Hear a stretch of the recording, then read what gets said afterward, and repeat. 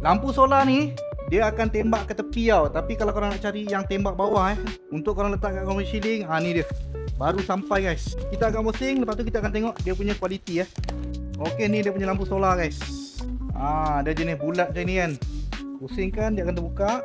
Okey, dalam ni dia punya LED nampak LED dia memang banyak Lepas tu kita boleh pusing untuk kita lock kan. Yang ni dia tak waterproof kegunaan indoor kat sini kalau nampak dia ada lubang 1, 2, 3, 4 ni keliling ni. Korang boleh drillkan korang punya ceiling tu.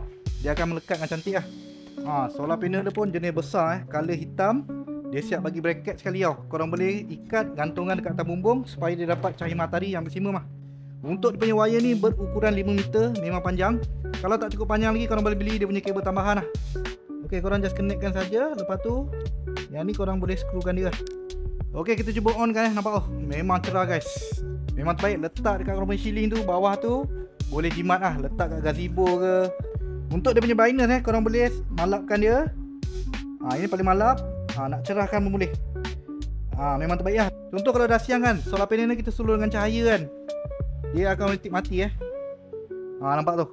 Lampu yang blinking warna merah tu menandakan dia sedang mengecas Bila malam dah gelap kan, nampak dia akan automatik hidup. So kat mana kau dapatkan lampu solar indoor ni? Aku sediakan link kat bawah.